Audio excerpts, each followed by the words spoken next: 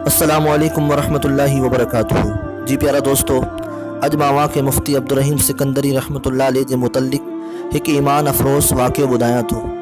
उम्मीद आहे ही वीडियो तव्हांखे पसंदि ईंदो। अगर वीडियो तव्हांखे पसंदि अचे तो असांजे यूट्यूब चैनल के ज़रूर सब्सक्राइब करियो ऐं बेल आइकन जे बटन के ज़रूर दबाए छॾियो। जी प्यारा दोस्तों, हज़रत मुफ्ती अब्दुर्रहीम सिकंदरी रहमतुल्लाह अलैह खे एक जलसे में ख़ुसूसी खिताब जे लाइ घुरायो वियो हो। पाण स्टेज ते जलवा अफरोज़ हुआ तो दस्तूर के मुताबिक नात शरीफ जो सिलसिलो शुरू थियो।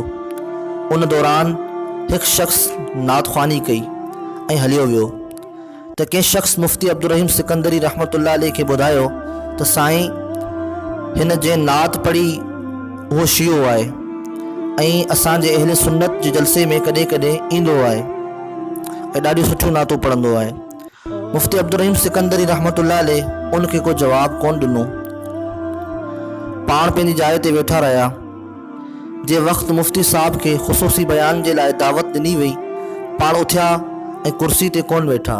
जी दोस्तों, पाण उथिया ऐं कुर्सी ते न वेठा, भी करे माइक जे अॻियां ही फरमायाऊं त जंहिं जलसे में असहाबन जो दुश्मन नात पढ़े, जंहिं जलसे में असहाबन जो दुश्मन नात पढ़े, उन जलसे में अब्दुर्रहीम तकरीर न कंदो। ये लफ्ज़ चई पाण जलसे मां हलिया विया, तकरीर न कयाऊं। तो दोस्तों, ही आहे मुफ्ती अब्दुर्रहीम सिकंदरी रहमतुल्लाह अलैह जो गैरत ईमानी।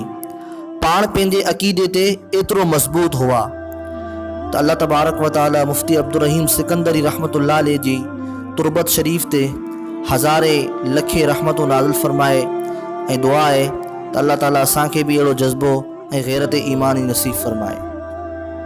सब्सक्राइब करें इस्लामिक HD मूवी को और बेल के बटन को दबा दे ताकि आपको अच्छी वीडियो मिल सके।